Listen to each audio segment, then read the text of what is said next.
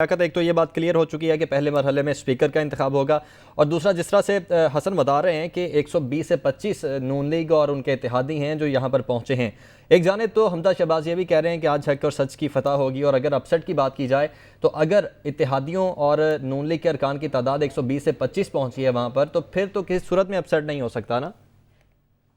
देखिए, panel of chairman सरदार वसीम खान बादशाह की तरफ से जो है वो स्पीकर के इंतखाब के प्रोसीजर का ऐलान कर दिया गया है।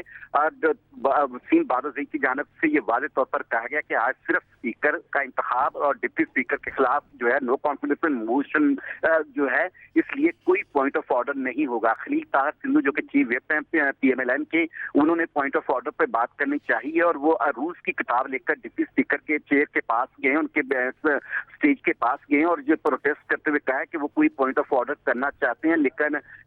जो पैनल ऑफ चेयरमैन है वसीम खान बादशाह उनकी तरफ से इजाजत नहीं दी गई। बाज़ाब्ता तौर पर पैनल ऑफ चेयरमैन ने स्पीकर पंजाब असेंबली के इंतखाब के लिए ऐलान कर दिया है और जो अंदर पोलिंग बूथ कायम किए गए हैं उसके हवाले से वाज़ेह कर दिया है। सेक्रेटरी असेंबली अनायतुल्लाह लक ने जो है वो वोटिंग के लिए रूल्स का तरीकाकार और तमाम प्रोसीजर से आगाह कर दिया है। तो यूं स्पीकर के खिलाफ जो है, स्पीकर के इंतखाब जो है उसके हवाले से कार्रवाई होने जा रही है और वसीम बादशाह ने ये बात वाज़ेह तौर पर कही है कि आज जो है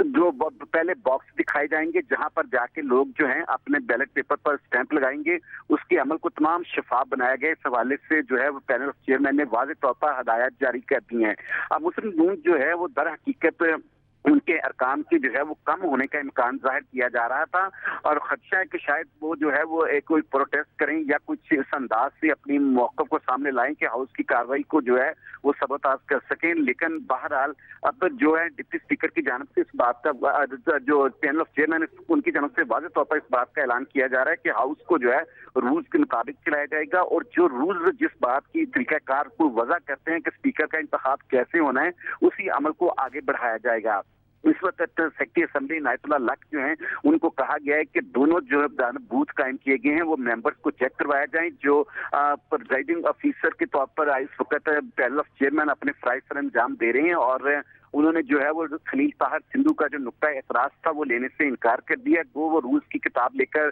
पैनल ऑफ चेयरमैन के सामने गए, लेकिन उन्होंने उस पॉइंट को नहीं उनका जो है वो एंटरटेन किया और वाज़ेह तौर पर इस बात का ऐलान किया है कि अब पहले मरहले में स्पीकर का इंतखाब होगा। दोनों जानब जो है वो बूथ कायम किए गए हैं जिसमें अरकान जो हैं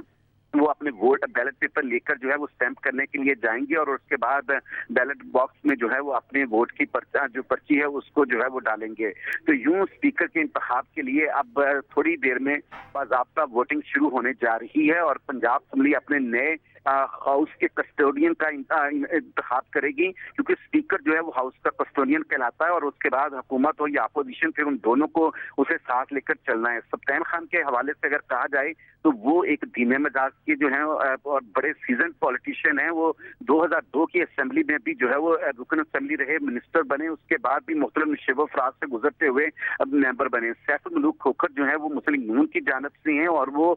मुस्लिम लीग नून की क़यादत की जो कुर्बत है उन्हें उनकी हासिल है। बिलखुसूस मरियम नवाज के हवाले से वो उनके इंतहाई करीबी साथियों में तस्वर किए जाते हैं। तो यूं अब PTI जो और मुस्लिम लीग नून के दरमियान स्पीकर के मरहले पे पहला मार्का होने जा रहा है और इसमें हाउस जो है वो इस वक्त जो है वो कह लें कि स्मूथली